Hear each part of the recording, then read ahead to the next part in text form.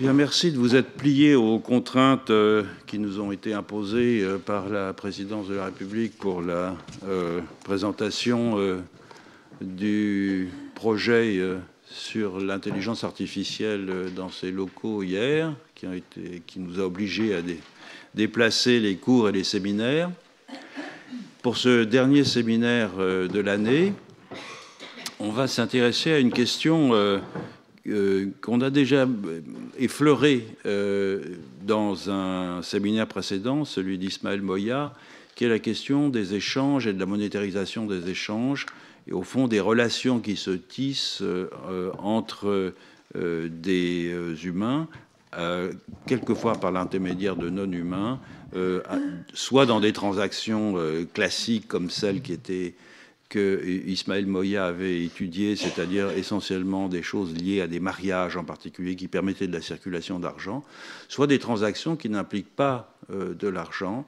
Et c'est ce dont va nous parler aujourd'hui Olivia Anger, puisqu'elle a étudié dans le nord de l'Argentine des marchés très originaux, puisque ce sont ce qu'on y vend notamment, ce sont des miniatures.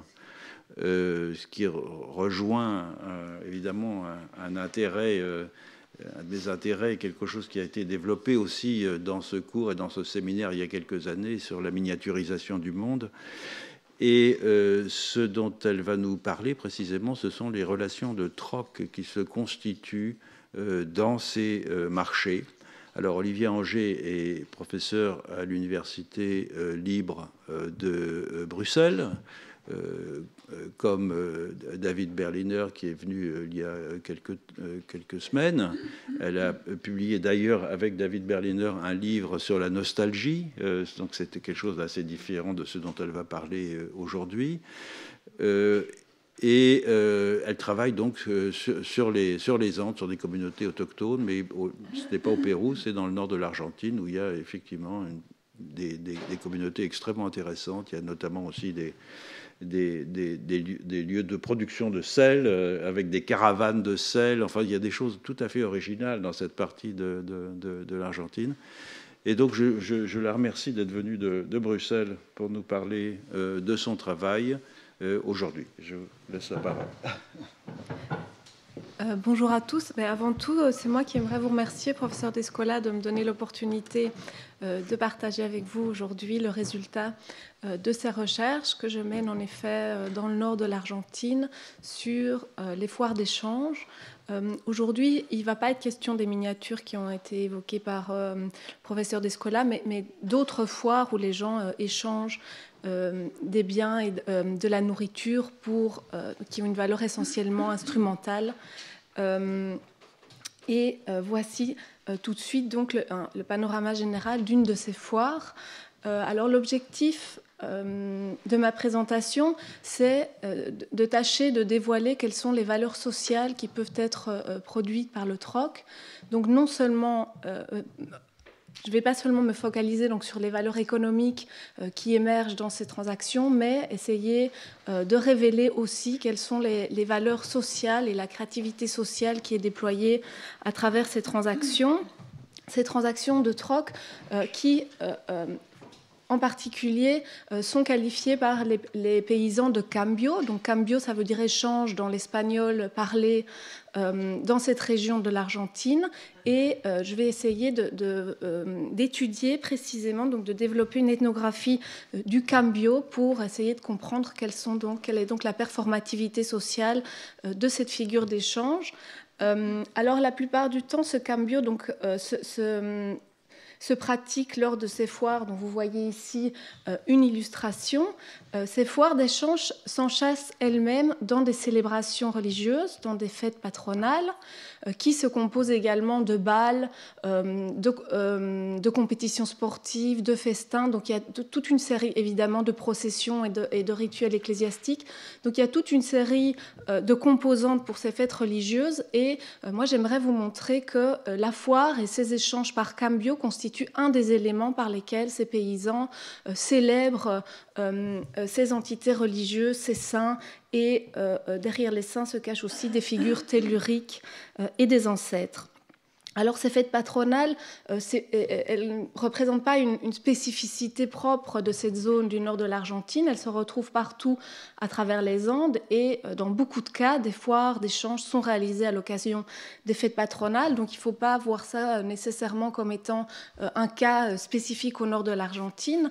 Et d'ailleurs, je pense que dans d'autres régions du monde, dans d'autres aires culturelles, on peut aussi observer des réseaux d'échange, des interactions économiques qui s'instaure et qui se pratique dans le cadre de célébrations religieuses. Et donc peut-être que ce que je vais vous dire aujourd'hui pourrait être mis en débat, en comparaison avec d'autres aires culturelles, mais ça ne sera pas mon propos, puisque moi je vais me restreindre aujourd'hui à ce qui se passe dans les Andes. Alors quand je dis que je vais m'attacher à dévoiler la performativité sociale du troc, il y a un enjeu théorique assez fort, puisque vous savez que les anthropologues ont très longtemps considéré que le troc est en fait désenchâssé des relations sociales et ne s'ancre pas dans un tissu social dense par comparaison au don qui serait typiquement le genre de transaction qui s'instaure entre des personnes qui sont liées par une relation sociale pérenne. Dans cette perspective, le troc a été envisagé comme une figure non monétaire de l'échange marchand et donc dénuée de caractéristiques de propriété sociale. Cette perspective, elle est liée au mythe du troc qui caractérise et qui traverse la pensée occidentale, même dans la science économique, et qui veut que le troc soit à l'origine de l'invention du fait monétaire.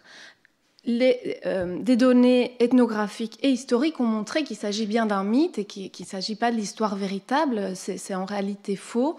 Mais ce mythe continue néanmoins de s'immiscer non seulement dans les théories économiques, mais aussi, dans une certaine mesure, il perdure dans le discours des anthropologues qui continuent d'envisager le troc comme étant une figure non monétaire de l'échange marchand qui se situe le plus souvent donc, en amont de l'émergence des transactions monétaires.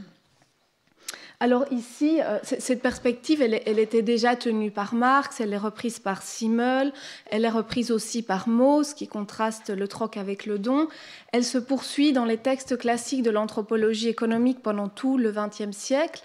Polanyi la reprend, Claude Lévi-Strauss aussi. Ici, je ne vais pas reprendre chacune des citations, mais c'est pour vous montrer concrètement les grands noms, les grands auteurs qui ont repris cette perspective du troc comme étant désenchâssé des liens sociaux. On retrouve Marshall Salins, un peu plus tard Chris Gregory, Arjuna Padurai, et puis très récemment David Graeber, qui s'est pourtant attaché à vraiment démonter le mythe du troc. Il continue, il l'affirme néanmoins dans son magistrale œuvre sur la dette. Il affirme le troc prend ordinairement place entre des étrangers, voire des ennemis. Et pourtant, derrière tous ces discours se cache ou existe un ouvrage majeur sur le troc qui est celui de Colin Humphrey et Stephen Jones, publié en 1992, qui parle donc du troc et des valeurs et qui montre que le troc s'enracine en fait dans certains types de relations sociales assez spécifiques et que le troc aussi vers une expression oblative ou marchande selon le contexte social et culturel. Alors, ce livre, c'est un des seuls livres en anthropologie sur le troc. C'est un recueil d'articles provenant de terrains ethnographiques éparses qui documentent vraiment des relations de troc et qui montrent qu'en fait, derrière ces transactions, se tissent des relations sociales pérennes. Les conclusions auxquelles Colin Humphrey et Stephen Jones sont arrivés ont été reçues par les anthropologues. Elles n'ont pas été critiquées ni déniées, mais néanmoins, dans la littérature, on continue de voir, même depuis que cet ouvrage a été publié, on continue de lire des allusions au troc comme étant une figure essentiellement marchande.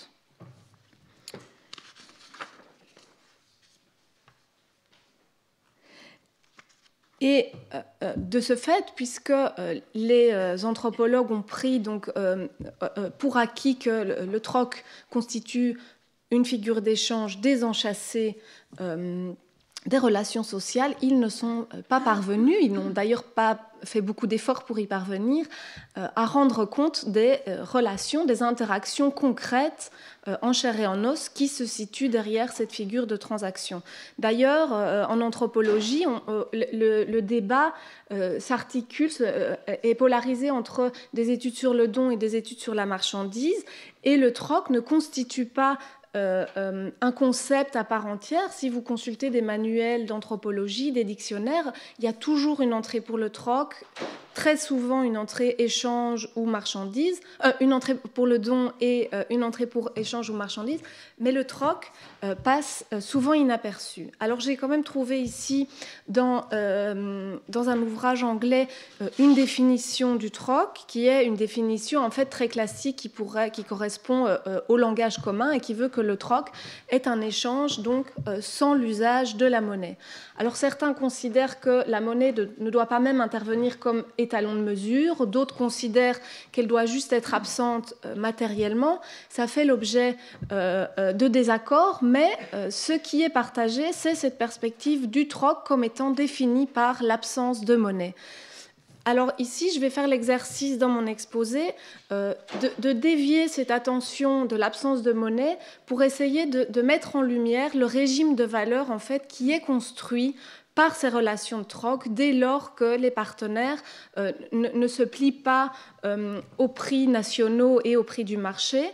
Plutôt que de partir de l'absence de monnaie, on va essayer de comprendre quel est le régime de valeurs qui est mis en avant et pratiqué par les intervenants. Et ce faisant, on va parvenir à percevoir quelle est donc cette performativité sociale du troc et quel est l'effet que ces transactions peuvent avoir sur les relations sociales qui unissent les partenaires.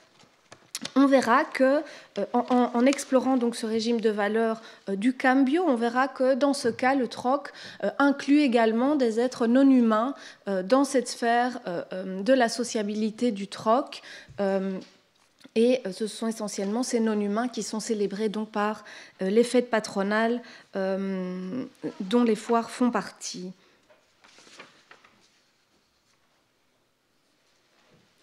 Dans un dernier point, je vais aussi traiter d'un nouveau type de foire qui a émergé à la fin du XXe siècle, et c'est là que je vais rejoindre les préoccupations du professeur Descola dans ce séminaire au regard des formes d'hybridation, et on va voir comment des ONG et des municipalités ont mis en marche un mouvement de patrimonialisation du troc et des foires, et ce faisant ont modifié en fait la pratique, la manière dont ce troc est non seulement mis en pratique, mais il propose aussi de nouvelles représentations du troc, et on va s'attacher à comparer donc ces différentes figures d'échange. Alors, avant de commencer, je voulais vous rendre compte d'un exemple typique de troc pour que vous ayez une image en tête de ce en quoi constituent concrètement ces échanges. Donc, le cambio, c'est toujours l'échange d'un cultivateur et d'un éleveur. Un éleveur qui apporte donc de la viande des hautes terres et un cultivateur qui apporte des céréales, essentiellement du maïs, des basses terres. Et ici, donc, on a cet exemple d'un cultivateur qui propose un échantillon de grains de maïs dans ses mains et les propose à une éleveuse qui, en lui disant « je l'emporte, celui-là pour ton maïs », l'éleveuse répond « va chercher du maïs ». Le cultivateur « évidemment, je vais te l'amener rempli, le sac de maïs. Donnez-moi un agneau. Nous allons apporter le maïs, madame. » L'éleveuse, allez chercher le maïs, va le chercher, amène-le et je te donne l'agneau. Le cultivateur, montre-moi l'agneau. Il est gros, plus ou moins? L'éleveuse, c'est un agneau. Ah, ceux-là. Ah, eux, non. Comme si tes maïs étaient grands. Vous devez me donner un sac rempli et un petit peu plus. Les agneaux sont gros, ils sont grands. Le cultivateur répond, maintenant, si vous voulez du maïs grillé, j'en ai aussi. Et l'éleveuse, non, moi je veux du maïs blanc. Le cultivateur, seulement du blanc? Allons-y, je vous offrirai quelques fruits en plus. Bien sûr, allons-y, je vous offrirai des fruits. Comme ça, l'an prochain, nous nous connaîtrons. Et donc, on voit directement, évidemment, à la fin de cet échange qu'il y a un désir d'engager une certaine forme de relation qui doit s'inscrire dans la durée. On voit aussi, et je vais revenir là-dessus au long de la présentation, qu'au-delà des deux individus qui se rencontrent, il y a des identités économiques qui sont entendues comme allant de soi, celles des cultivateurs et des éleveurs, notamment quand elle dit « c'est un agneau à cela ». Elle ne s'en prend pas seulement à son interlocuteur, mais à tout un groupe en fait de personnes qui sont les cultivateurs. Donc voilà ce petit exemple. Ici, je viens donc de vous introduire à cette notion de cambio et de soulever les questions que j'aimerais poser, un peu longuement, mais après je vais passer sur une introduction très rapide ici du contexte ethnographique dans lequel ces foires prennent place, donc la Puna de Jujuy au nord de l'Argentine. On va ensuite recentrer le regard sur les mesures des ancêtres qui régissent ces cambios pour essayer de comprendre comment, en appliquant ces mesures, ce sont des valeurs matérielles et des vertus subjectives qui sont en fait mesurées. Et puis, dans un quatrième point, on verra comment, en composant une foire, feria, qui fait partie d'une fête, d'une célébration patronale, ces trocs participent de la régénération socio-cosmologique. Et puis, on abordera la patrimonialisation du cambio. Alors, cette recherche, je l'ai commencée. Je vous dis deux petits mots sur la méthodologie. Ma méthodologie correspond en fait à une ethnographie assez classique. J'ai habité dans les Andes d'Argentine pendant 6 à 8 ans, période pendant laquelle je faisais ma thèse de doctorat à partir de 2006. Et puis après, j'ai continué à étudier le troc, ces foires, pendant différentes études postdoctorales, où j'ai aussi traité d'autres sujets, mais périodiquement, je revenais vers cette idée des foires de troc. Et puis plus récemment, je suis encore revenue donc, sur cette étude pour la préparation d'un livre dont je me permets de faire la promotion, qui va paraître en mai, sur la performativité sociale des foires de troc chez Bergen Books. Donc voilà, c'est ce que les matériaux que je vous propose se basent sur des données ethnographiques sur la longue durée. Donc nous voilà arrivés dans cette région du nord de l'Argentine. Moi, j'ai travaillé, là où j'habitais, c'était vraiment dans les hautes terres de Jujuy, qui est la province située tout à fait à l'extrême nord du pays, ce qui a son importance parce que lors des foires de troc se réunissaient des paysans qui provenaient également de la Bolivie, et donc on se trouve dans une situation transfrontalière avec des échanges économiques qui se réalisent le plus souvent avec des paysans qui viennent de pays différents. Alors le paysage ethnique dans cette région de l'Argentine est assez spécifique au regard d'autres régions de l'Argentine qui se caractérisent ou qui s'identifient en tout cas comme étant des descendants d'Espagnols. Ici en Argentine, la plupart des paysans se reconnaissent comme appartenant à l'ethnie Coya. Alors l'ethnie Coya, elle a été reconnue officiellement par le gouvernement argentin en 1994 avec le changement de la Constitution et la reconnaissance de la préexistence de peuples indigènes sur le territoire avant l'arrivée des colons. Et donc ces personnes qui se reconnaissent comme appartenant à l'ethnie Coya se différencient des créoles qui sont éventuellement qui sont des descendants donc, des colons et qui peuvent avoir des ancêtres indigènes mais ne s'identifient pas à eux premièrement et donc se reconnaissent comme créoles, et ceux-ci se différencient à leur tour de ceux qui sont qualifiés de blancs et qui sont ici des descendants directs d'Européens, puisque l'Argentine a été successivement habitée par des mouvements de migrants venus de l'Europe entière, essentiellement de l'espagnol et de l'Italie. Donc dans cette région du nord, on trouve essentiellement des indigènes, approximativement 80% de la population, et des créoles, les blancs étant vraiment très très peu représentés. Mais au-delà de ces catégories qui sont les catégories donc, désormais reconnues par l'État, ce profil des interactions en fait beaucoup plus complexe, puisque ce qualificatif de Koya en fait souvent pendant longtemps été utilisé comme une insulte dénigrante envers les indigènes de la région. Et c'est seulement très récemment donc, que leur existence formelle et administrative a été reconnue. Mais dans les interactions quotidiennes, ces paysans n'utilisent pas eux-mêmes en fait, le qualificatif de Koja.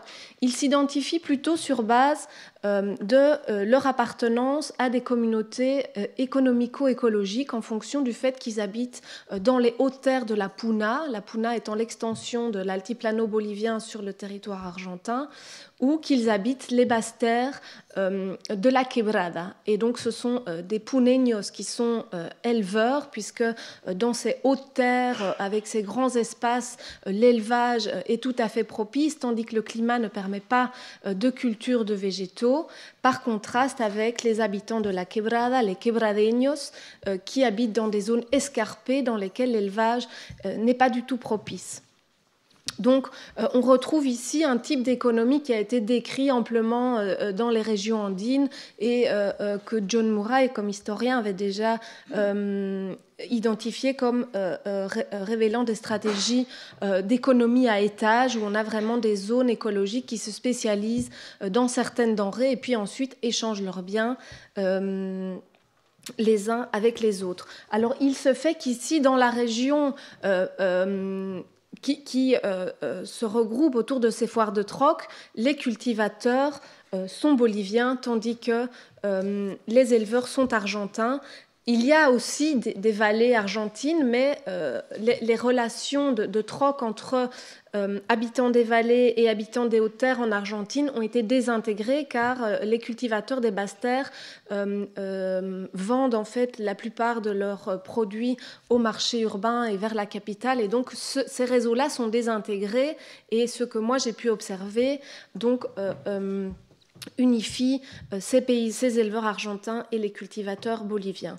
Et donc, je vous le disais, cette spécialisation dans la production a requis pendant des années, des siècles et des siècles un échange et produit une interdépendance entre les hautes terres et les basses terres qui devaient s'échanger leurs biens pour pouvoir composer un menu viable pour l'être humain composé de protéines animales et d'hydrocarbures.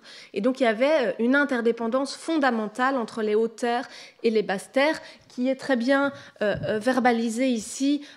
C'est un extrait d'une réunion de communauté dans laquelle un des leaders disait « La vallée a toujours eu besoin des produits de la Puna pour vivre et la Puna a aussi besoin de la vallée. Nous partageons la même culture, la même tradition et les mêmes coutumes. » Alors maintenant, bien entendu, ces paysans sont aussi intégrés dans les réseaux marchands. Ils se vendent une partie de leur récolte et de leur viande au marché urbain, si bien que la quantité de biens qui est conservée pour le troc est devenue résiduelle pour les éleveurs. Il s'agit d'approximativement 10% de leur récolte qui est encore vouée à ces réseaux de troc. Alors les grandes caravanes évoquées par le professeur de Scola ne sont plus en vigueur dans cette région. Elles ont disparu au milieu du XXe siècle. Elles sont encore en mémoire des anciens, mais on ne les pratique plus.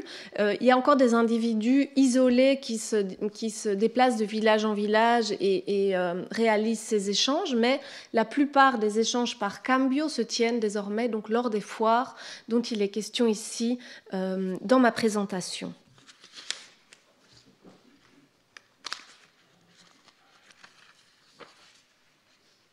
Alors j'ai oublié de vous dire que au-delà de cette polarisation entre puneños et quebradeños, il y a quand même une forme d'unité qui est reconnue à travers ces pratiques agricoles, des pratiques qu'ils connaissent mutuellement et un lien à la terre très fort qui est verbalisé sous le rapport à la Pachamama, qui est la déité principale dans cette région qui est un être tellurique et donc qui est la force qui anime et qui permet la vitalité sur Terre.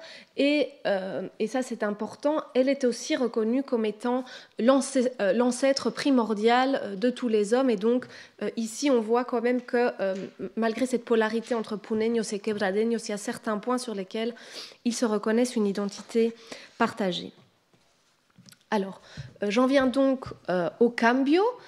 Cambio qui se réalise sur base des medidas de los abuelos, donc les mesures des ancêtres, et qui sont des mesures qui sont donc, comme ce terme l'indique, tenues pour avoir été héritées des anciens, ça c'est véritable, on le voit, la transmission des anciens vers les plus jeunes, mais aussi des ancêtres et des ancêtres les plus lointains, comme la Pachamama, tel que l'annonce ici Telesforo Benítez, qui nous dit les ancêtres, tatarabuelos, c'est ceux qui se trouvent derrière les abuelos, donc ce sont les ancêtres, nous ont laissé ces mesures telles quelles, eux parlaient avec la terre-mère.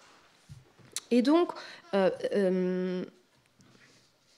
ces mesures des ancêtres qui sont appliquées donc, dans le cadre du cambio, elles portent sur un type de bien précis qui circule en sens contraire entre les étages écologiques dont je vous ai parlé. Et donc ces mesures, en fait, elles posent déjà une restriction sur la nature des denrées sur lesquelles porte le cambio.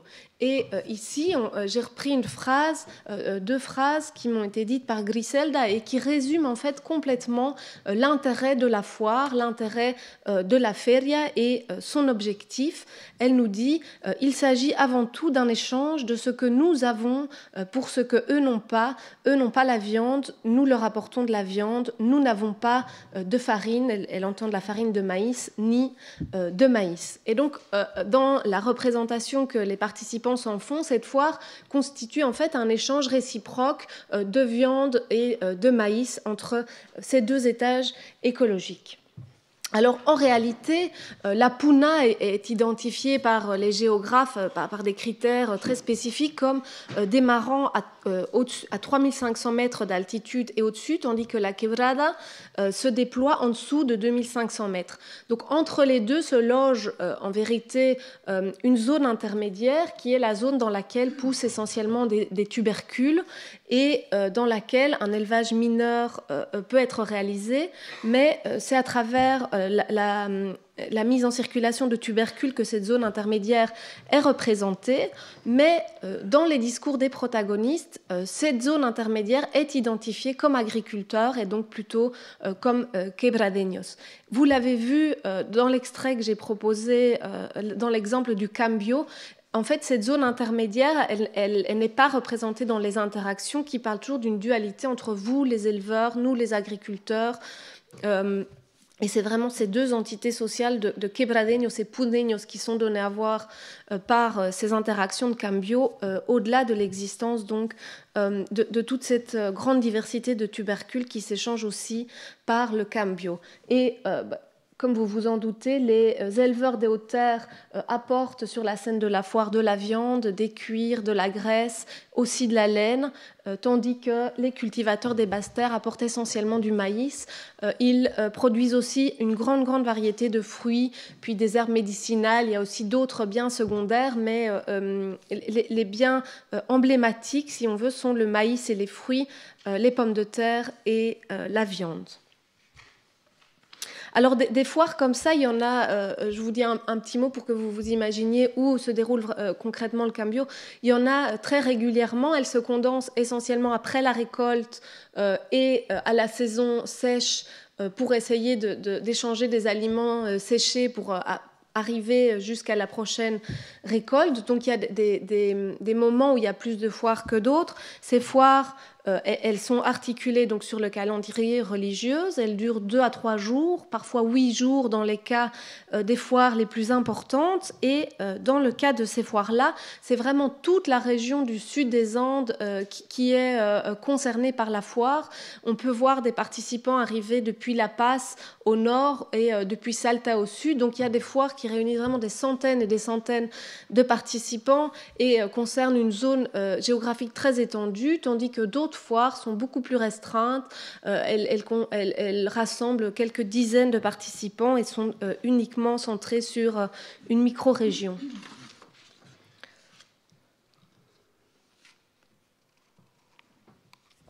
Alors c'est bien qu'ils sont proposés en échange sur la scène de la foire. Je vous ai dit, ils sont emblématiques de régions, de zones écologiques et économiques, et donc ils représentent aussi ces entités, ces communautés de quebradeños et puneños sur la scène de la foire. Mais ils représentent aussi les qualités de leurs producteurs et à travers la qualité des produits, c'est aussi les vertus du paysan qui les propose en échange, qui sont données à voir.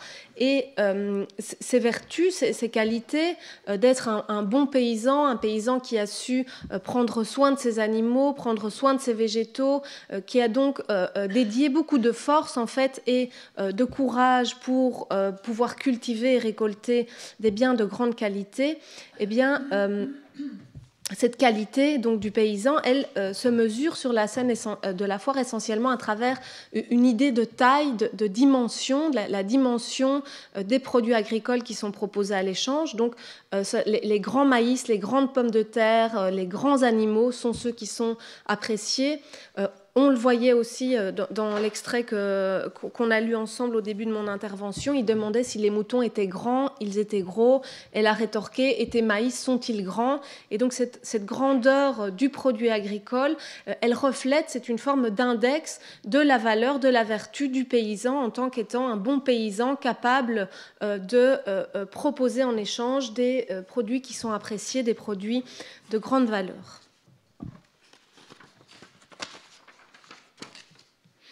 Et d'ailleurs, ces produits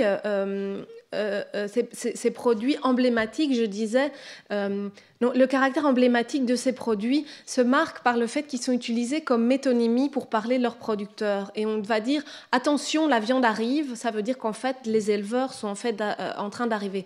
Si on dit, ah oui, mais si les fruits n'y vont pas, il n'y aura pas de foire, ça veut dire si les quebradeños ne sont pas présents, il n'y aura pas de foire. Et donc, on peut utiliser le produit pour renvoyer à la personne. On voit comme les deux sont vraiment entremêlés. Alors, en plus de circonscrire donc la palette de produits qu'il est capable d'échanger, les mesures des ancêtres posent des équivalences sur la quantité d'un produit pour en obtenir un autre. Et typiquement, un mouton ouvert encore de viande fraîche équivaut à 2 caisses de fruits, un sac rempli de pommes de terre équivaut à un sac rempli d'épis de maïs. On a un mouton séché, donc de viande desséchée, équivaut à une arroba qui équivaut entre 11 et 13 kilos, c'est assez approximatif, ou ici, on a un contenu équivaut à son contenant. Ici, c'est donc une poterie en argile, mais ça peut aussi être un panier en osier. Et donc, quel que soit le contenant, ça peut être des grains de maïs. Ici, on a des betteraves, ça peut être de la viande séchée. Quel que soit le contenu, il équivaut à son contenant. Alors, ces équivalences, je le précise tout de suite, elles ne correspondent pas au prix du marché, au prix en vigueur sur les marchés urbains. Le peso est une monnaie nationale extrêmement fluctuante, tandis que ces mesures des ancêtres ne le sont pas. Et donc, il n'y a pas d'arrimage de ces équivalences des ancêtres au prix qui prévaut sur le marché urbain. Les personnes qui souhaitent le faire ou qui revendiquent d'établir les équivalences de l'échange en fonction du prix des biens sur le marché urbain sont disqualifiées, sont envisagées comme étant à la recherche du négoce, du commerce, plutôt que étant dédiées à l'application des mesures des ancêtres. Ici, on voit ça tout à fait clairement dans cet extrait des mots tenus par Lola, qui était ma voisine donc quand j'habitais là-bas à Javy. Elle va revenir plusieurs fois dans l'exposé. Elle nous dit, bien entendu, maintenant, on fait souvent la somme pour savoir combien les produits valent. Quand elle dit faire la somme, elle se réfère à faire la somme des prix en vigueur sur le marché. Avant, nous ne faisions pas de somme. jadis, nous ne le faisions pas. C'est pour ça, comme je te dis, nous donnions 300 épis de maïs pour une jambe de lama, ou 250. Ça, c'était un cambio qui n'était pas un négoce. Et c'était un cambio que nous ont légué les grands-parents, les aînés et les ancêtres. Et donc ici, elle compare donc ce qui est véritablement le cambio et qui met en pratique ces mesures des ancêtres par rapport à l'idée de négoce qui réfère à un arrimage au prix monétaire.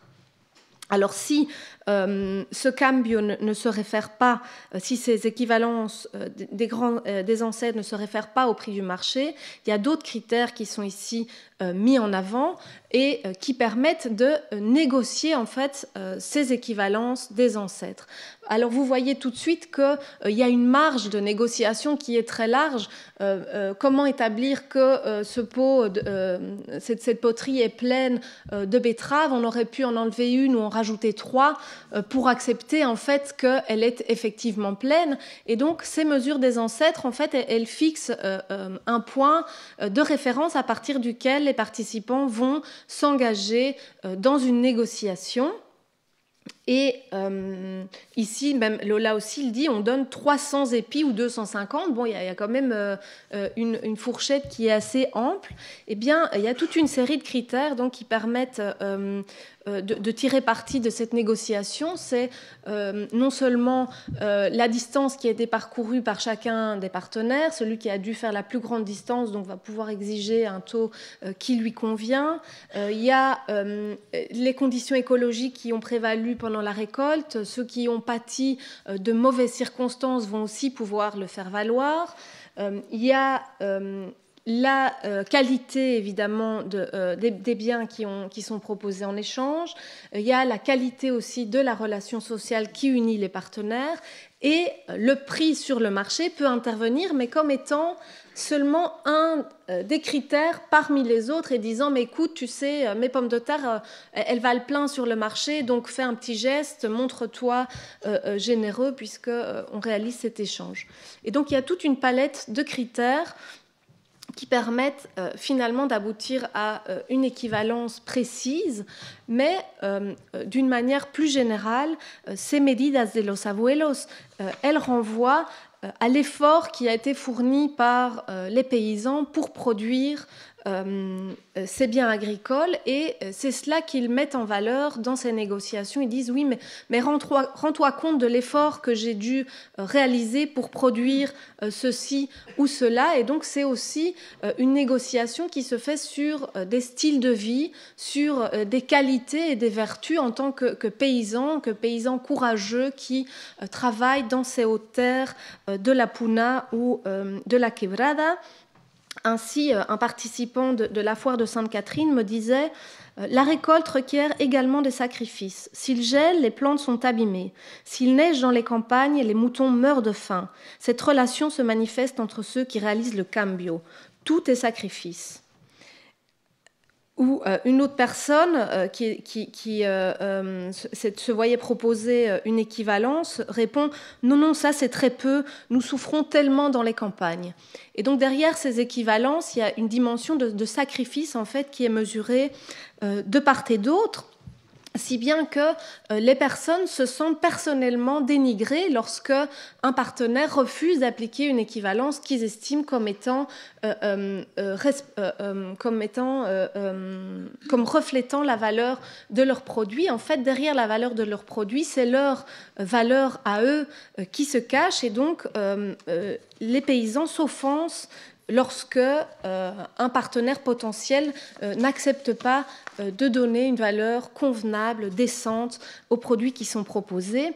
Ici, je reprends un extrait des propos tenus par Mirta, qui avait été, à qui un éleveur avait proposé d'établir un échange qu'elle trouvait tout à fait, enfin une équivalence qu'elle trouvait ridicule, et elle lui répond donc Mirta est une éleveuse puisqu'elle répond à un éleveur, nous ça nous demande de l'effort pardon. Nous ça nous demande de l'effort, vous ça ne vous coûte rien. Vous dites qu'on ne fait que ramasser des fruits par terre, puisqu'elle proposait beaucoup de fruits. Comme si Dieu faisait tout et que nous ne faisions rien. Oui, c'est ça, à la prochaine. Nous allons continuer à ramasser. Et donc les éleveurs disent que les agriculteurs, en fait, ils font que ramasser des choses par terre. Les cultivateurs, ils disent que les agriculteurs, en fait, ils sont juste assis, ils regardent le mouton, mais qu'ils ne doivent pas faire grand-chose. Et il y a aussi une forme de querelle entre les deux parties pour voir qui produit le plus d'efforts pour fournir ces biens.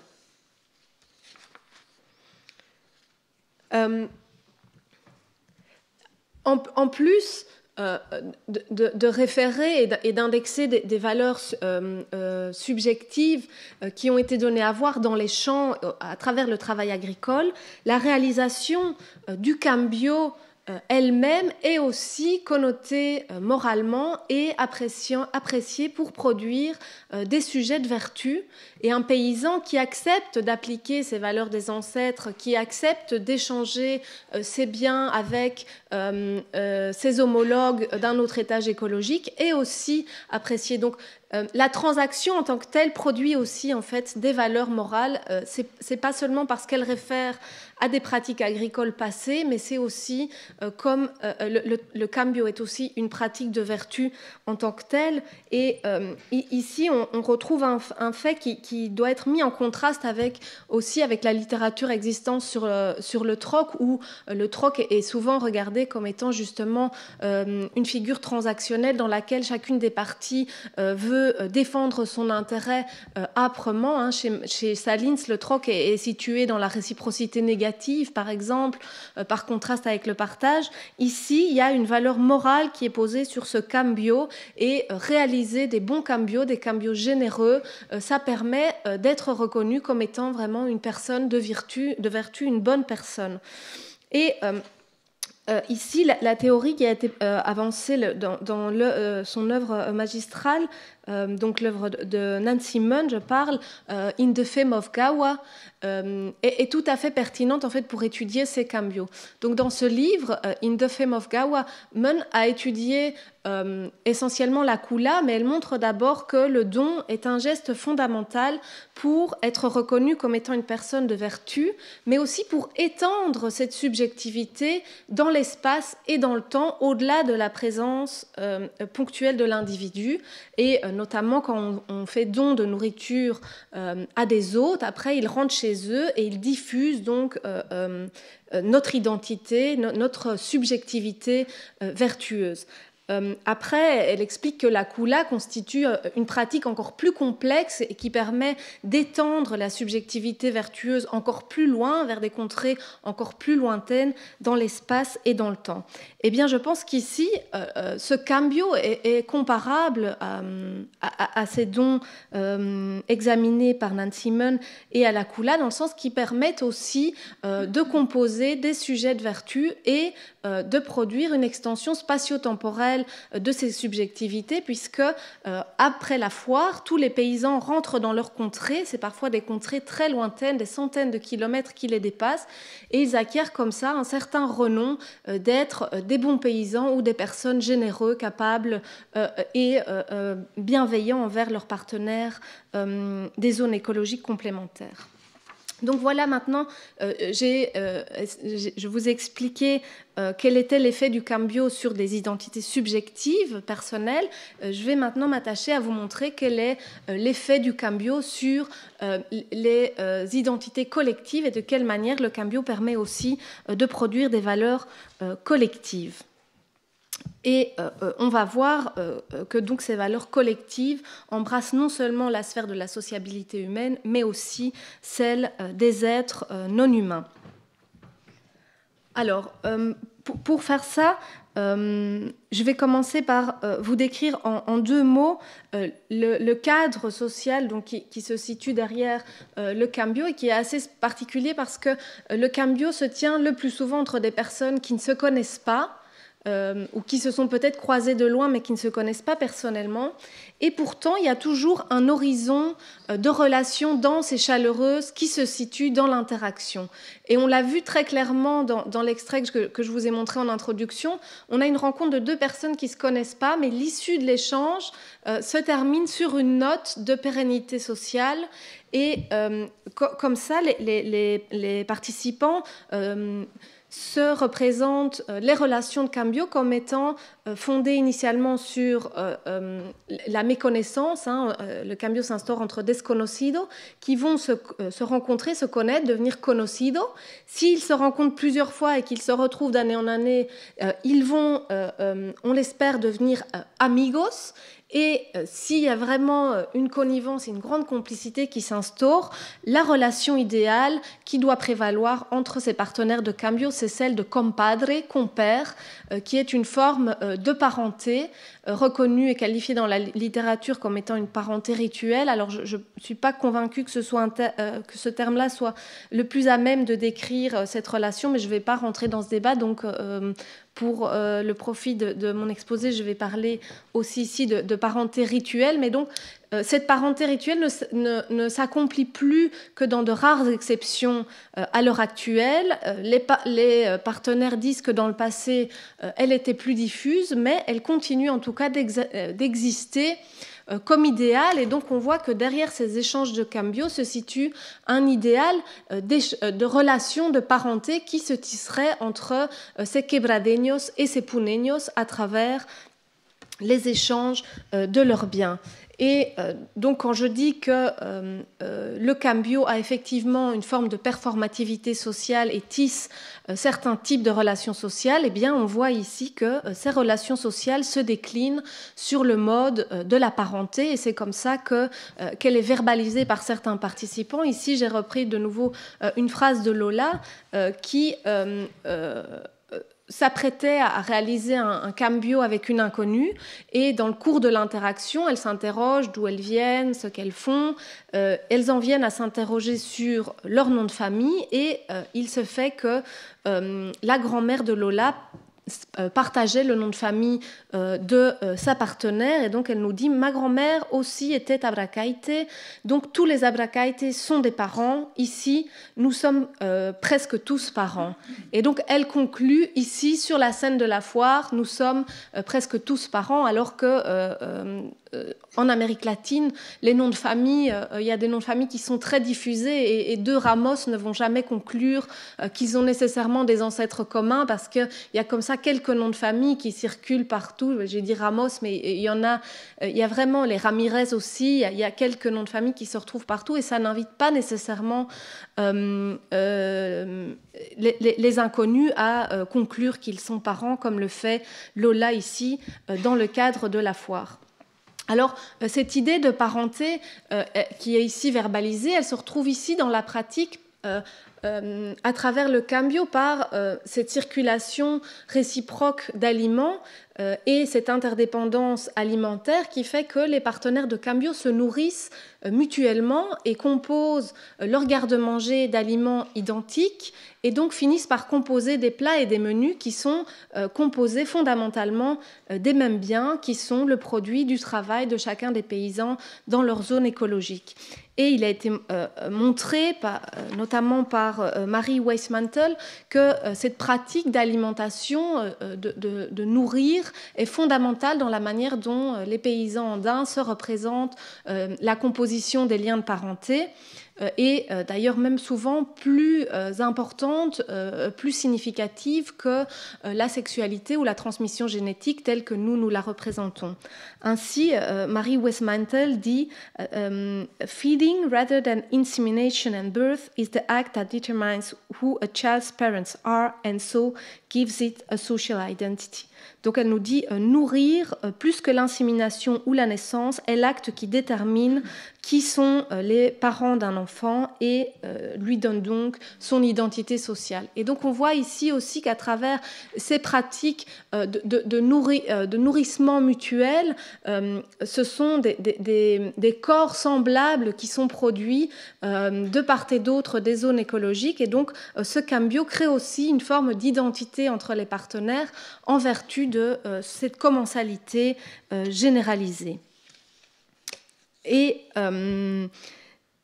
de plus, un autre élément qui fait communauté à travers le cambio, c'est cette référence constante aux mesures des ancêtres et aux normes des ancêtres qui suggèrent implicitement qu'il y a des ancêtres partagés entre les deux participants et qui partagent donc une forme d'ascendance vers ces ancêtres auxquels ils reconnaissent autorité pour déterminer quelles sont les valeurs qu'ils doivent donner à leurs biens. Le terme de las medidas de los abuelos le signifie également. Et donc on voit comment à travers donc, cette scène d'échange se tisse une forme d'identité entre tous les partenaires qui y prennent place. Non seulement cette identité et cette... se donner à voir des communautés économiques et écologiques que sont les quebradeños et les puneños, mais aussi des relations d'interdépendance entre ces deux communautés et le tracé en fait d'une forme d'entité ethnique qui les englobe en vertu d'une descendance envers des ancêtres communs et de ces relations de parenté rituelle ou de nourrissage réciproque. Alors ici, j'ai repris un extrait d'un leader politique d'une communauté d'agriculteurs. C'est un discours qu'il a donné lors d'une foire et dans laquelle on voit vraiment comment émerge une entité sociale à travers ces rencontres de troc, une entité sociale donc qui regroupe les puneños et les quebradeños. Il nous dit donc « Je viens en représentation des producteurs du sud de Bolivie. C'est une tradition, année après année, nous faisons l'effort de nous déplacer d'un lieu à un autre, y compris le transfert à Javi pour, avec la finalité de fraterniser et poursuivre ce que nos ancêtres ont réalisé, le troc, le cambio et la vente de produits que nous produisons toute l'année pour aller les distribuer. Depuis ces temps-là au temps présent, je vois que la foire devient un peu plus petite et cela ne nous permet peut-être plus de venir. Mais si nous continuons nous-mêmes, donc les cultivateurs boliviens, à faire ces sacrifices pour venir à la recherche continuelle de l'affection et la confraternité qui nous unit, Bolivie et Argentine. La seule chose qui nous différencie est une simple ligne qui distingue que nous soyons boliviens, que nous soyons argentins. Mais en considérant les coutumes traditionnelles, nous sommes les mêmes. Comme quelqu'un disait, Bolivie et Argentine, nous sommes toujours unis, et ce qui nous unit, ce sont nos choses, ce qui constitue la fiesta, la Pâque, à Javi. Et donc cette fiesta, cette Pâque à Javi, en fait, in fine, c'est une célébration religieuse, la célébration ici du Christ, ça peut être une célébration patronale donc d'un saint local, c'est la célébration d'entités religieuses qui sont donc communes aussi à ces paysans venant des deux parties, des deux zones écologiques. Et en se retrouvant sur la scène des échanges et en produisant une scène d'échange effervescente à travers des échanges qui satisfont les deux partenaires, ces échanges par cambio doivent produire la joie, l'allegria qui permet véritablement d'honorer ces saints patrons, de réaliser ces fêtes patronales. Et donc, on voit dans cet enchâssement de la feria dans la fiesta, on voit que les entités surnaturelles sont aussi conviées en fait dans ce cercle de la sociabilité du cambio. Et c'est en fait à eux que s'adresse le contentement qui est produit par l'échange. C'est à ces entités qu'il s'adresse, et ces entités sont tenues pour être réjouies par le contentement que l'établissement et le respect des mesures des ancêtres procurent chez chacun des partenaires lorsque un échange a été réalisé dans les règles de l'art, et donc à respecter cette équité qui est incarnée par les équivalences des ancêtres. À l'inverse, lorsque les partenaires rechignent à appliquer ces équivalences, ou qu'ils se montrent égoïstes ou pingres, ou qu'ils essayent par différentes tactiques d'avoir et de comment on dit, el engaño, de tromper, exactement, de tromper leur partenaire, eh bien, ça susciterait le mécontentement aussi des entités surnaturelles. Ici, par exemple, c'est Hilda qui disait à un de ses partenaires « Mais pourquoi il n'y a que 10 kilos alors que tu devais m'en donner 12 ? Allez, va rechercher du maïs, ne pleure pas, Dieu le Père va se fâcher, il va tonner. » Et elle a dit, elle n'a pas dit Dieu, Dios Padre, elle a dit Dios Tata, Tata qui est un qualificatif andin qui réfère à une idée de parenté avec beaucoup de respect. Et puis elle associe Dieu aux tonnements et aux éclairs qui sont des entités et des puissances de l'environnement et des puissances telluriques. Et donc elle dit, si tu ne respectes pas ces 12 kilos qui correspondent à la roba, qui est l'équivalence des abuelos, eh bien, nos ancêtres ainsi que les entités telluriques ne vont pas être satisfaites. Et donc on voit ici qu'il y a vraiment un lien et une participation morale et active d'entités surnaturelles sur la scène de la foire. Alors j'ai omis de vous dire, et c'est très important, que malgré ces relations d'amitié et cet idéal de compadrazgo, la foire est aussi traversée par ces techniques d'engaño, donc de tromperie, et que les interactions ne sont pas nécessairement toujours amicales, elles sont aussi tissées d'affrontements, de mise en cause. J'ai lu des extraits qui le montraient, mais je veux insister sur ça pour ne pas donner le sens d'une sociabilité très lisse et toujours très généreuse, parce que c'est pas le cas en fait. La scène de la foire est aussi une scène de tension, de tromperie et de compétition entre les participants. Mais il n'en demeure pas moins que les participants de la foire sont enjoints de se rendre à la foire joyeux, allègre, comme ils disent, aussi parce que c'est une marque de respect en fait dans la manière dont ils se rendent à cet événement, et les anciens enjoignent les plus jeunes d'aller à la foire avec une bonne humeur. Et cette bonne humeur, l'allegria, je l'ai montré aussi dans d'autres travaux, je ne vais pas revenir ici plus en profondeur là-dessus, elle constitue en fait un élément récurrent dans tous les rituels, et pas seulement ici à la foire, dans toutes les offrandes qui sont données à la Pachamama et au Saint, l'allegria constitue vraiment une composante qui revient de manière récurrente, mais je ne vais pas développer ceci plus en avant ici, peut-être qu'on reviendra sur ce point dans les questions et réponses. La foi est aussi mentionnée par les participants comme étant une composante nécessaire pour se rendre à la foire. À l'inverse, Hilda disait oui, dorénavant, les gens viennent à la foire avec le seul intérêt d'échanger. Ils ne sont plus motivés par la foi, comme ça aurait été le cas dans un passé idéalisé. Mais donc ça montre bien que participer à la foire, c'est aussi un geste, un acte de foi, et pas seulement une entreprise économique.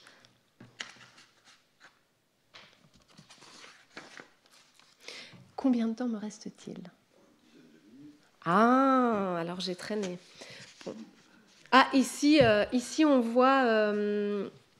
Ici, c'est une photo qui montre la procession de Sainte Catherine qui passe à travers la foire et qui bénit les échanges, et en même temps doit être réjouie par les échanges qui sont faits, et donc c'est fait partie de sa procession, c'est une manière de réjouir la sainte.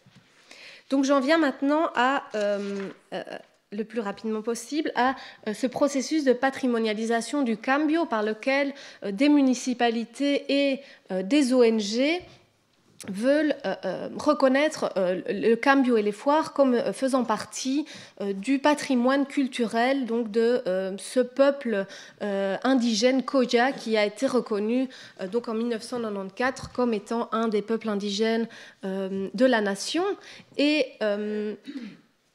ici, j'ai participé, j'ai travaillé pendant 2 ans avec une ONG, donc j'ai participé à l'organisation de différentes foires, puis j'ai été visiter d'autres foires.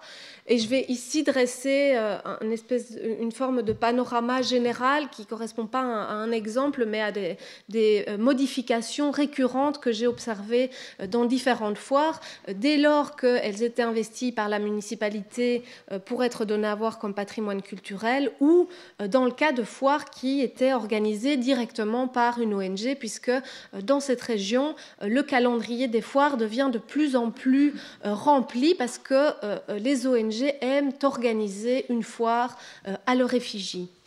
Alors lorsque la municipalité déclare la foire comme étant un patrimoine culturel de la région, la foire revient le plus souvent vers le centre du village. Alors tandis qu'elle était auparavant, elle se déployait à l'orée du village, là où les animaux de charge peuvent demeurer aux alentours, elle est rapatriée vers le centre du village, encerclés de barrières. On voit apparaître des étendards tels que celui-ci annonçant l'entrée. Il y a des postes de sécurité, des postes sanitaires. On distribue des cartes à l'entrée pour que les visiteurs puissent identifier les différents secteurs dans lesquels on a localisé les paysans pour qu'ils se trouvent dans des endroits spécifiques en fonction de ce qui est prévu donc par les organisateurs. Et très souvent aussi, une scène est composée dans laquelle un acte inaugural est donné, dans lequel les paysans se montrent dans leurs plus beaux apparats, typiquement indigènes. Ils promulguent des discours, ils invitent des autorités politiques à venir parler également. Ils hissent des drapeaux nationaux, les drapeaux des indigènes. Dans certains cas, il y a aussi des parades de communautés indigènes qui sont réalisées, et donc des groupes réunis selon leur appartenance communautaire avec des drapeaux qu'ils ont décorés avec ces emblèmes qui représentent leurs étages écologiques.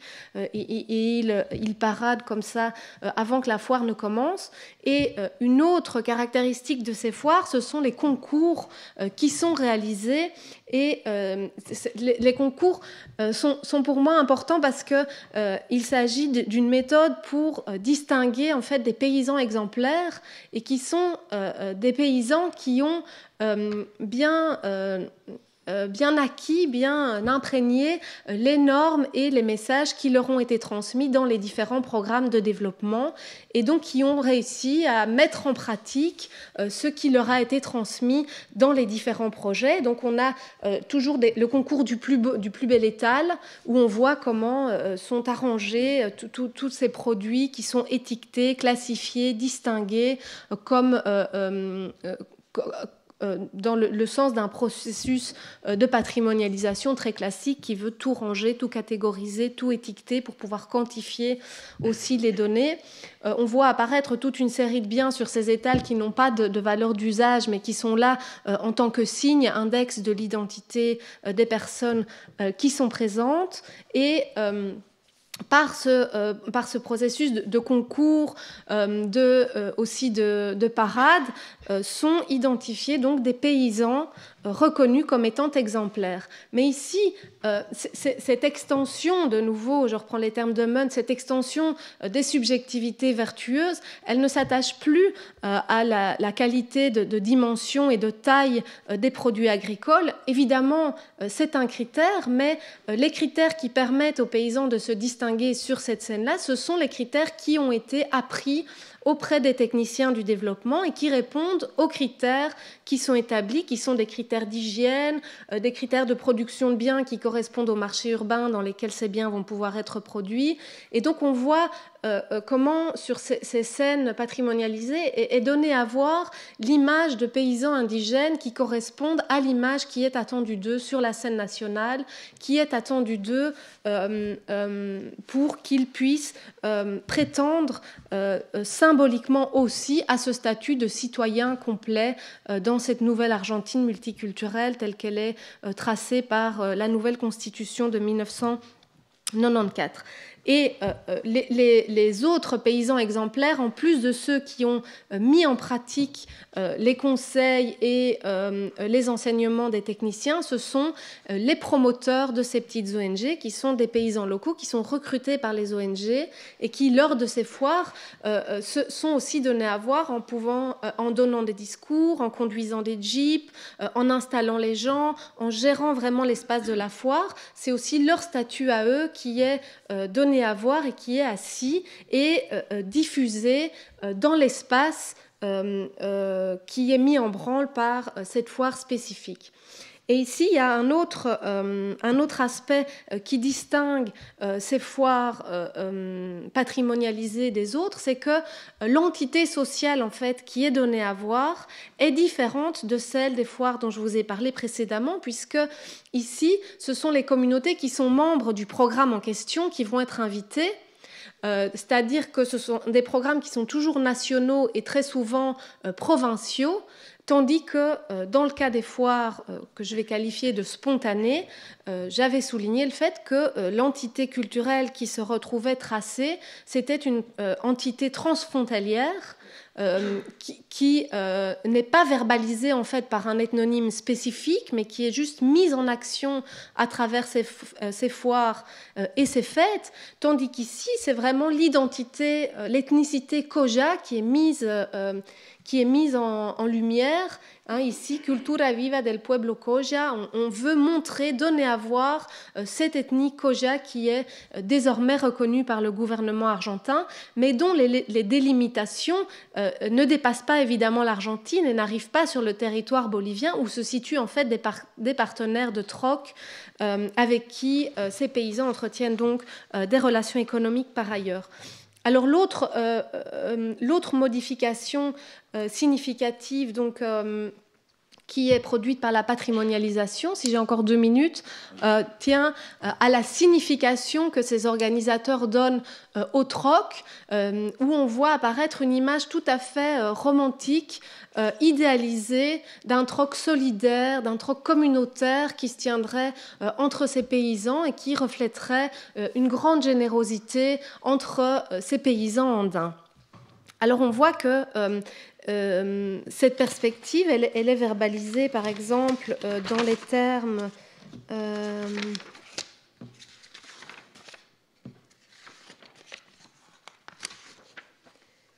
Ici, c'était, je reprends les mots donc d'un organisateur d'une foire qui était convié par une ONG où il disait aux paysans, pour insister et être sûr que les trocs soient réalisés convenablement, l'objectif est de partager tout ce que nous avons, pas de rivaliser, nous sommes tous des frères, nous savons que les gens présents aujourd'hui le seront l'année prochaine également.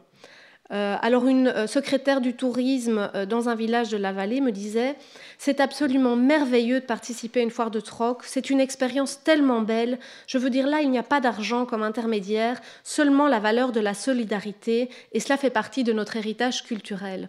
Et donc ici, il y a une différence stricte qui est établie entre un troc bienveillant, généreux et des échanges monétaires qui sont bannis et qui seraient corrosifs donc pour cette cohésion communautaire indigène, tant et si bien que dans certaines foires, les échanges monétaires sont proscrits et les petits commerçants aussi, ils n'ont pas droit d'accès à la foire.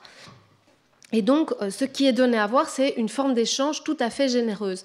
Mais on n'entend jamais parler des mesures des ancêtres, ça ne transparaît pas dans ces discours. Donc le troc réfère vraiment à cette idée d'échange non monétaire dont je référais en tant que définition très large de ce que peut être le troc. Mais ce n'est pas non plus la vision qui est adoptée par les intellectuels, puisque contrairement à ce troc désenchâssé des relations sociales que nous donnons à voir dans la littérature anthropologique, on trouve ici une figure de troc qui est associée à une image tout à fait positive et généreuse.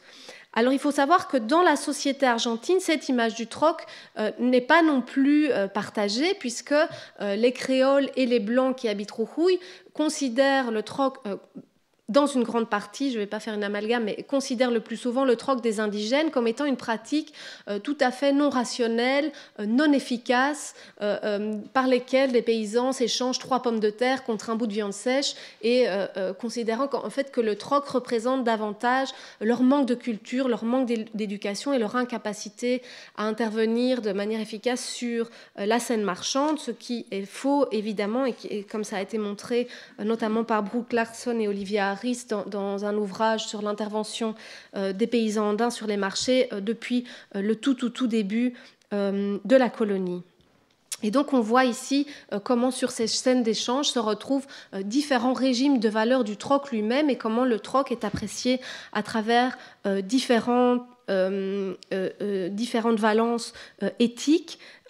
Mais évidemment, je ne veux pas donner ici l'impression que les paysans seraient comme des petites marionnettes qui viennent et qui se représentent et qui paradent au service des institutions étatiques, puisque eux continuent de réaliser le troc comme bon leur semble et de réaliser dans ces enceintes des transactions qui s'inscrivent dans leur manière de faire. Alors j'en viens à une très rapide conclusion.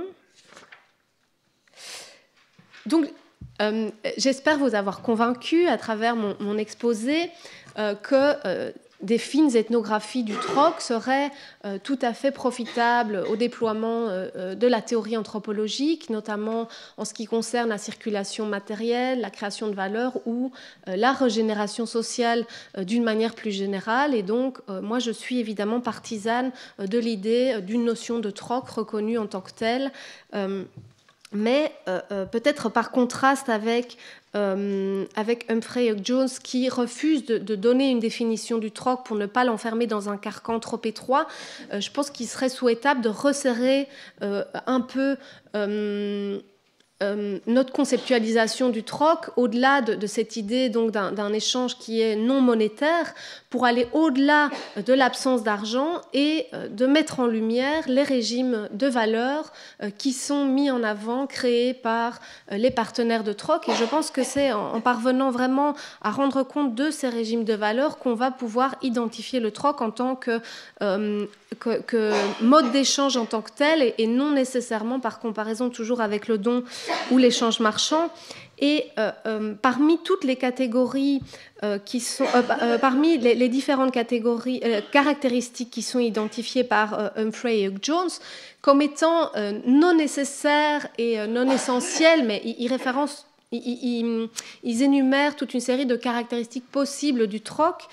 Il en est une qui me semble particulièrement pertinente pour comprendre le cambio et qui, je pense, permettrait de distinguer le troc clairement du don et de la marchandise. Et c'est lorsqu'ils nous disent le troc est déterminé par l'intérêt que chacune des parties a pour l'objet détenu par l'autre, un intérêt qui est satisfait par la transaction.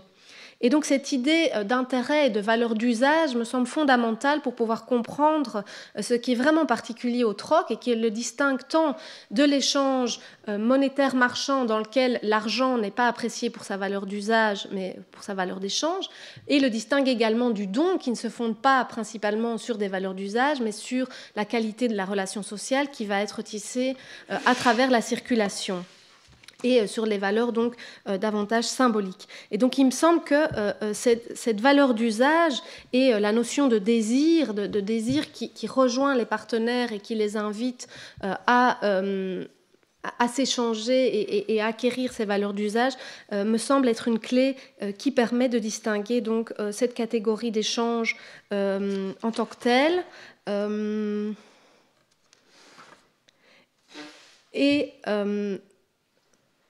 Donc j'ai montré à travers cet exposé qu'en changeant l'attention de l'absence de monnaie vers le régime de valeur, on devient capable de rendre compte de la performativité du troc, non seulement des valeurs subjectives qui peuvent être produites, mais aussi de valeurs sociales, d'identité, d'appartenance. Ici, on voit comment, à travers le cambio, émerge un sens d'appartenance ethnique qui n'est pas qualifié par les ethnonymes qui sont en circulation, mais derrière se cache néanmoins un sentiment d'appartenance à une entité culturelle commune derrière ses ancêtres qui ont défini les mesures du cambio. Et de ce fait, donc, cette performativité du troc embrasse également ces non-humains qui sont respectés et réjouis par la mise en application des valeurs qu'ils ont transmises, et par la joie que cela procure chez les humains qui les célèbrent. Et puis, dans un dernier temps, j'ai montré aussi que ce troc peut, lorsqu'il est patrimonialisé, en venir à produire des valeurs civiques qui doivent permettre à ces paysans de devenir des citoyens appartenant à l'ethnicité Koya telle qu'elle est définie, cette fois-ci par le gouvernement argentin. Mais donc, dans tous les cas, je pense que cette étude aussi du cambio nous permettrait de réfléchir, j'aurais pas le temps de le faire ici, à un concept qui a traversé, qui a une grande importance dans la formation de la pensée en anthropologie économique, qui est celle d'échanges rituels ou d'échanges cérémoniels. Et on voit ici que le troc peut effectivement être aussi réalisé de manière ritualisée et prendre part constitutive à un rituel. Et donc, je pense que cette étude nous invite à reconsidérer les frontières et l'étendue de cette notion d'échange cérémoniel pour y inclure le troc et pourquoi pas, dans certains cas, l'échange marchand. D'autres anthropologues ont aussi fait des études allant en ce sens. Voilà. Merci beaucoup pour votre attention. Merci Olivier Anger pour cette réhabilitation du troc et cette analyse aussi des travers dans lesquels on tombe lorsqu'on le patrimonialise. En fait, je vais prolonger ce que vous disiez en conclusion pour revenir sur cette critique que vous avez faite, qui est tout à fait justifiée, de la typologie, en quelque sorte, anthropologique des formes de circulation des biens. Je pense qu'on a été paralysé par l'essai sur le don, qui est un grand livre, mais qui est un livre un peu bizarre, puisque au fond, les formes de dons que Mauss étudie dans cet essai sont tout à fait exceptionnelles, sont des formes d'échange agonistique assez rares, comme le potlatch, et ne représentent pas du tout, au fond, les formes de dons les plus classiques, qui, à mon sens, doivent être interprétées pas du tout dans les termes où ça l'a été pendant longtemps. En particulier, vous citiez tout à l'heure Marshall Sahlins avec ses 3 formes de réciprocité. Je pense que c'est une erreur de parler de réciprocité. La réciprocité désigne un mouvement dans l'espace et pas du tout une forme de transaction. Donc, si jamais il y a quelque chose qui va d'un point A à un point B et que cette chose revient d'un point B à un point A, il y a réciprocité, mais c'est un mouvement dans l'espace de la chose et ça n'implique rien sur la nature des liens qu'il y a entre les personnes qui font bouger cette chose. Donc, il faut bannir cette notion de réciprocité qui a été très utilisée aussi par Lévi-Strauss, parce qu'elle ne définit rien des obligations sociales qui sont liées au transfert. Donc ça, c'est une chose effectivement très importante. Et d'autre part, cette séparation très nette qu'on a faite entre le don d'un côté et l'échange marchand de l'autre a eu tendance, en effet, à faire voir des échanges marchands, ou en tout cas des échanges à l'intérieur duquel il y avait, disons, qui n'était pas fondé sur le don. Je voudrais d'abord dire que pour moi, le don, c'est vraiment un don. Il n'y a de don que lorsqu'on n'attend rien en retour. C'est-à-dire, c'est quelque chose dont on n'attend pas de retour. Et s'il y a un retour, ce n'est pas un don, c'est un échange. Donc, la séparation entre le don d'un côté et puis l'échange, et notamment l'échange marchand, a eu tendance à faire oublier, comme vous l'avez fort bien souligné, cette idée que dans les échanges, notamment dans les échanges marchands, qu'ils soient médiatisés par la monnaie ou pas, il y a des relations sociales, bien sûr, et qui ne sont pas uniquement des relations sociales telles qu'on les analysait depuis Marx, par l'intermédiaire du fétichisme de la marchandise ou des choses comme ça. Ce sont pas des transactions, en quelque sorte, qui sont indépendantes du tissu social au sein desquels elles se déploient. Et ça, je pense que c'est très important de le souligner, notamment pour le troc. Et je pensais, là, en vous écoutant, moi, j'ai vécu quelques années dans une population où il n'y avait pas d'argent. Donc, les échanges, lorsqu'ils se passaient effectivement sous la forme habituellement définie par le troc, mais il y avait plusieurs formes de troc. Il y avait des trocs qui sont liés, comme dans le cas que vous avez décrit, au fait que, en fonction, dans les Andes, cette fameuse hiérarchie, oui, enfin, en tout cas, cet étagement des étages écologiques fait qu'on ne produit pas les mêmes choses aux mêmes étages et que pour avoir une subsistance complète, en quelque sorte, il faut pouvoir bénéficier des produits des différents étages écologiques. Donc là, on a un truc absolument classique, on échange des choses. Moi, je produis tel type de choses que j'échange contre tel type de produit que je ne produis pas. On trouvait ça en Amazonie aussi, chez les Achuar, c'est-à-dire il y avait des gens qui produisaient du curare, il y avait des gens qui produisaient du selgem, et donc les gens qui produisaient du selgem échangeaient avec les gens qui avaient du curare parce qu'on a besoin aussi bien de curare que de selgem. Donc ça, c'est tout à fait classique, un troc classique. Mais la forme la plus courante de troc que j'ai observée, c'est des gens qui échangeaient les mêmes choses. C'est-à-dire, au fond, chacun produisait les mêmes choses. Pourquoi ? Parce qu'on est dans une situation où tout le monde produit tout. Et donc, lorsque les échanges se font, comme les maisons sont autosuffisantes,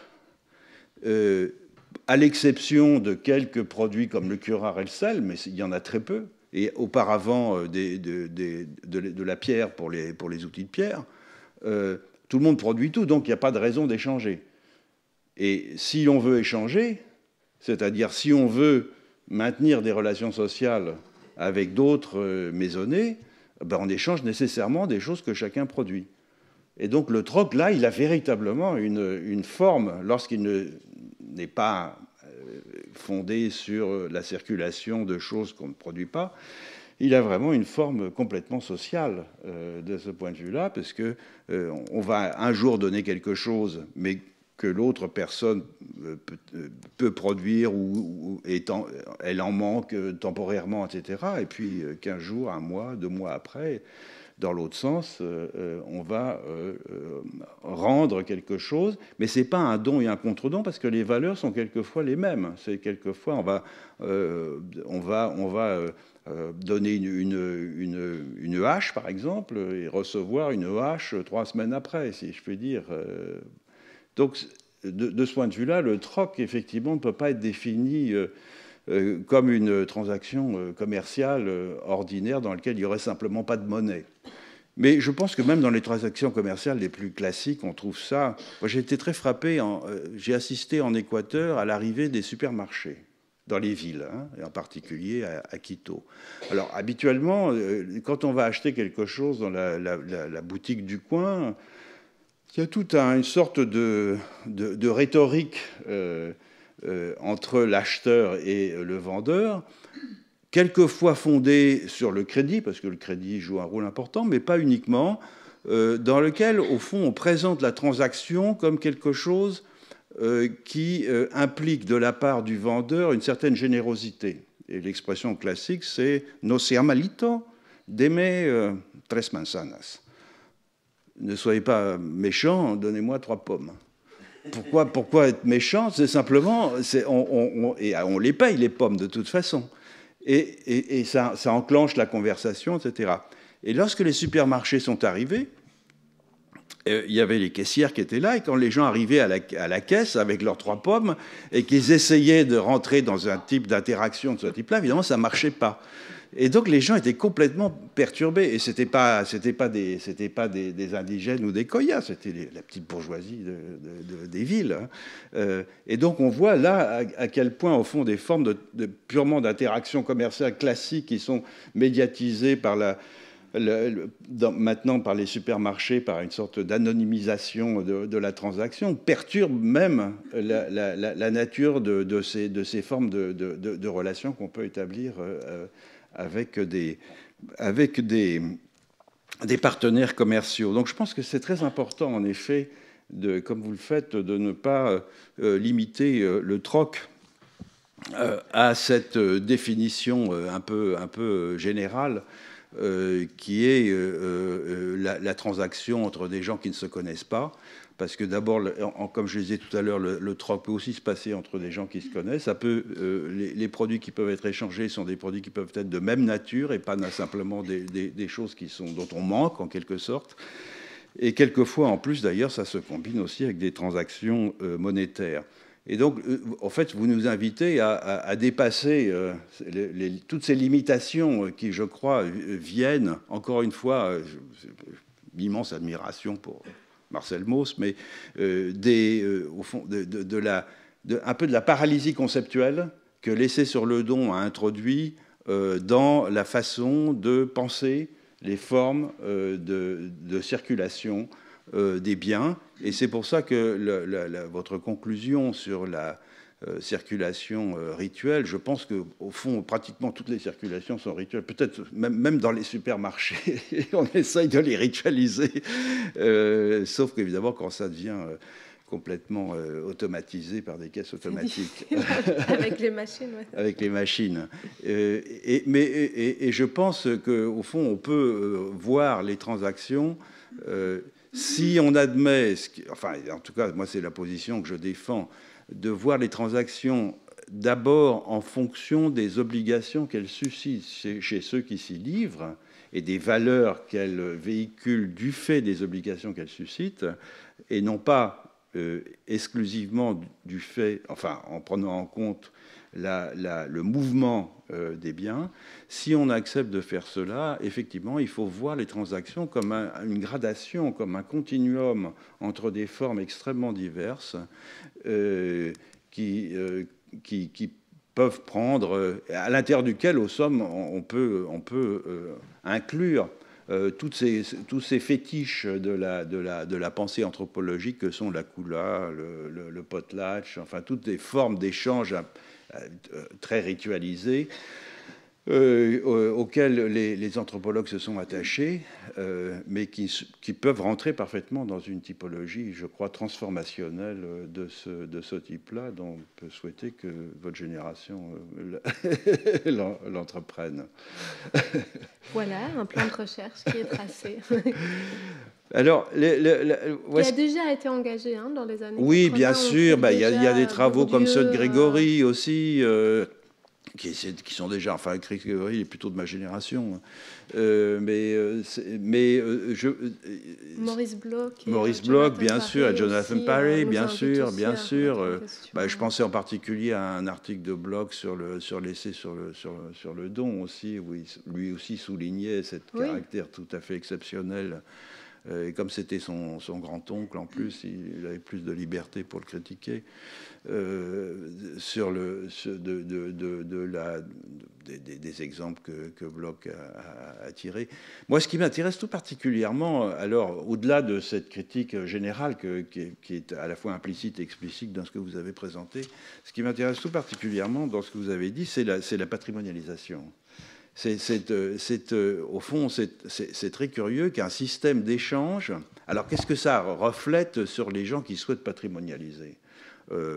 Qu'un système d'échange dans lequel l'argent n'intervienne pas devienne, au fond, une sorte de valeur perdue qu'il faut maintenir, entretenir, célébrer. Ça suppose, de la part des gens qui promeuvent, en somme, cette patrimonialisation, une vision très négative, je pense, des échanges marchands, mais c'est des échanges marchands non monétarisés aussi, qui produisent de la valeur, comme tous les échanges marchands, qui produisent du lien social. Et c'est là-dessus que j'aimerais vous entendre dire un mot. C'est non pas sur les gens qu'on a patrimonialisés ou dont on a patrimonialisé les gens, mais sur les patrimonialisateurs, si je puis dire. Qu'est-ce qu'il y a derrière cette idée, au fond, de considérer que la monnaie est quelque chose de négatif en soi, voire de pernicieux, voire d'immoral, et de promouvoir cela comme une forme au fond, de moralité dans les échanges, d'un degré supérieur que celle que les échanges monétaires permettent. Je pense que c'est lié au nouveau statut qui a été donné sur la scène publique aux identités ethniques, à une image qu'on l'on veut bien donner aux identités ethniques, parce que dans les rapports sociaux quotidiens, le racisme est toujours prédominant, mais il y a une forme d'idéalisation de l'indigène avec certains atouts qu'il aurait, une relation à la nature qui est tout à fait respectueuse, des échanges qui sont très généreux, un respect de la coutume. Et donc le troc vient s'inscrire en fait dans cette image idéalisée qui est construite depuis l'État-nation et depuis des instances internationales aussi de cet indigène qui doit troquer. Et d'ailleurs les paysans Khoja sont conscients de ça, qu'il y a une attente de la part du gouvernement qui troque. J'ai demandé un jour à quelqu'un qui allait se rendre à une foire quelle était sa motivation. Il m'a dit nous sommes des Indiens, nous devons troquer. Donc ils comprennent qu'on attend d'eux maintenant qu'ils réalisent ces trocs. Et donc il y a vraiment, ça fait partie de toute une image en fait d'une ethnicité que l'Argentine accepte. Par contraste avec toute une série de pratiques d'indigènes qui sont refusées. Toute l'indigénité urbaine, par exemple, est beaucoup moins valorisée. Les indigènes qui sont dans les banlieues des grandes villes, eux, ils sont pas mis en exergue comme ça. Et donc, c'est une manière de retourner à cette image purifiée d'un indigène en contact avec la nature. Et sur ce point-là, j'ai examiné la nostalgie en fait qui se cache derrière ces discours, puisqu'il y a vraiment une idéalisation d'un passé qui n'est pas identifiable dans le temps. On ne sait pas vraiment quand aurait existé cet état de pureté indigène, mais c'est en vertu de cela donc que le troc est rappelé et idéalisé et remis en pratique par en tout cas appelé donc par ces agents de la patrimonialisation, mais on voit ce caractère nostalgique et cette ambiguïté du lien au troc apparaître de manière très claire quand on regarde les projets en fait qui sont réalisés effectivement par ces agents de développement qui mettent en exergue le troc lors des foires comme une qualité en fait culturelle de l'identité ethnique, mais dans leurs projets économiques qui financent, fournissent des microcrédits, soutiennent le microemprendimiento, donc la micro-entreprise, exigent aux paysans de tisser et de tricoter des nouveaux pulls qui répondent aux attentes des touristes et des marchés urbains pour qu'ils puissent finalement les vendre, parce qu'en fait, ce qu'ils faisaient sans ça, c'était pas très intéressant. Et donc, tout leur programme, en fait, strictement économique, s'oriente vers le marché. Le troc devient, par l'effet de la patrimonialisation, un lieu de mémoire au sens de Nora, si je peux me permettre, qui est là pour représenter en fait l'identité ethnique, mais pas pour son efficacité économique. Oui, c'est passionnant. En fait, il y a une dissociation complète entre ces deux domaines.